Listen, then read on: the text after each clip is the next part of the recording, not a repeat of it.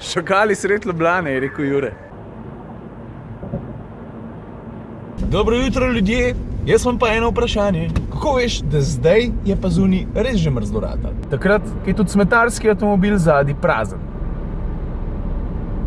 Mislim, ker to so drugač tough motherfuckeri, ne? On ne bo ob lahnem prepihu rekel: stari, spustimo kabino, to ni zen kamer. Zlatkota sem parkiral tukaj na Mercedesu, zato ker čakam, da se Jure pripelje s CLA-jem, ki ga vrnemo. Zdaj grem pa na domačo predstavitev Citroena C3. In redko se zgodi, da greš lahko na kakršnokoli avtomobilsko predstavitev kar peš. Ta je pa v hotelu Leo, tako da, veš, en lušten špancer.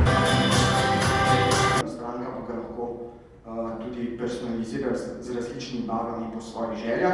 Evo ga, da noter rekli, da vam ga nisem pokazal. Lahko pa povem še par zanimivih stvari, če vas zanima. Mogoče to, da jih je Citroen v Sloveniji od leta 2000 naprej, odkar pač Citroen C3 obstaja, prodal več kot 18 jurjev. Drugač pa en del svoje navihanosti, ali pa praktičnosti lahko tudi temu tako rečemo, črpa tudi od C4 Cactus. A veš, s telimi air bumps. To je tale razmeroma mehka plastika, ki v bistvu malo je tukaj za okras, malo je pa tukaj za to, da če si, a veš, štorast, pa pizda zaklenjena. Hotel sem odpreti vrata in odpreš vrata, kam butneš in potem je tole zaščit, ker tale plastika je ful trpežna. Čak, še nekaj sem hotel povedati, pa sem zdaj čisto... že vem. A vidiš to?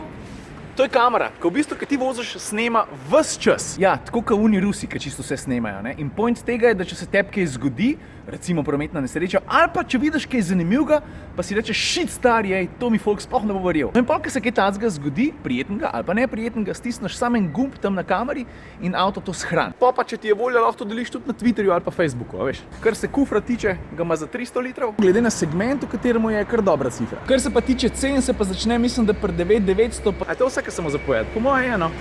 Paš kaj mi je še všeč?